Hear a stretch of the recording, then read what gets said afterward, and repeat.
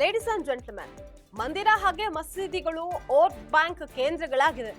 ಅಯೋಧ್ಯೆ ರಾಮ ಮಂದಿರವನ್ನ ನಿರ್ಮಾಣ ಮಾಡಿ ಹಿಂದೂಗಳ ವೋಟ್ಗೆ ಲಗ್ಗೆ ಇಟ್ಟಿದಂತಹ ಮುಸ್ಲಿಂ ಶಾಸಕನೊಬ್ಬ ಬಾಬ್ರಿ ಮಸೀದಿ ನಿರ್ಮಾಣ ಮಾಡೋದ್ರ ಮೂಲಕ ಮುಸ್ಲಿಮರ ವೋಟ್ ಬ್ಯಾಂಕಿಂಗ್ಗೆ ಕೈ ಹಾಕಿದ್ದಾನೆ. ಇದೇನಿದು ವೋಟ್ ಬ್ಯಾಂಕ್ ರಾಜಕೀಯ? ನೋಡ್ತಾ ಹೋಗೋಣ. ವೀಕ್ಷಕರೇ, ನೆಲ ಜಲ ಭಾಷೆಗಾಗಿ ಪ್ರಾಮಾಣಿಕ ಪತ್ರಿಕೋದ್ಯಮ. ನೀವು ನೋಡ್ತಾ ಇದ್ದೀರಾ ಫೋಕಸ್ ಟಿವಿ. ನಾನು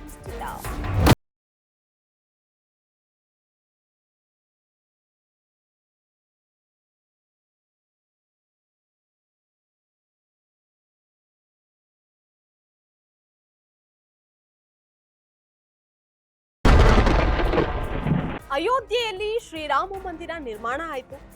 ಆದ್ರೆ 1992ರ ಡಿಸೆಂಬರ್ 6ರಂದು ಬಾಬ್ರಿ ಮಸೀದಿಯನ್ನ ಕೆಡವಿದ್ದು ಇತಿಹಾಸ.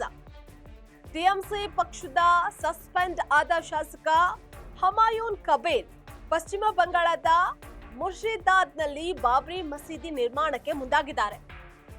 2025ರ ಡಿಸೆಂಬರ್ 6ರಂದು ಇದಕ್ಕಾಗಿ ಶಂಕುಸ್ಥಾಪನೆಯನ್ನ ನೆರವೇರಿಸಿದ್ದಾರೆ.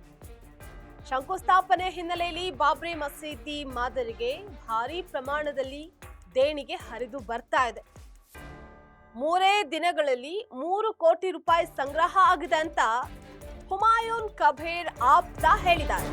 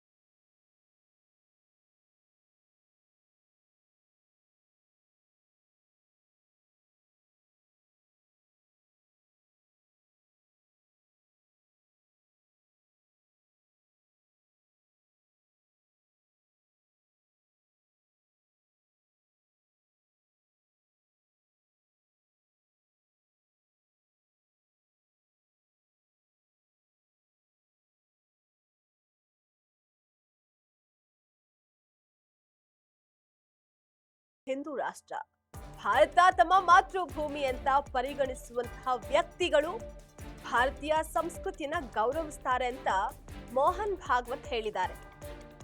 ಹಿಂದುತ್ವದ ಸಿದ್ಧಾಂತದಲ್ಲಿ ಕಟ್ಟುನಿಟ್ಟಾಗಿ ನಂಬಿಕೆಯನ್ನ ಇಡುವಂತಹ RSS ಭಾರತವನ್ನ ಹಿಂದೂ ರಾಷ್ಟ್ರವನ್ನಾಗಿ ಮಾಡುವುದಕ್ಕೆ ಸಂಪತ್ತು ಕಾನೂನನ್ನ ತಿದ್ದುಪಡಿ ಮಾಡುತ್ತದೆಯೇ ಅನ್ನುವಂತಹದ್ರ ಬಗ್ಗೆ ತಲೆ ಕೆಡಿಸ್ಕೊಳ್ಳೋದಿಲ್ಲ ಅಂತ ಕೂಡ ಹೇಳಿದ್ರು.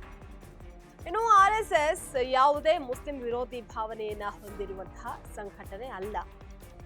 RSS ಯಾವ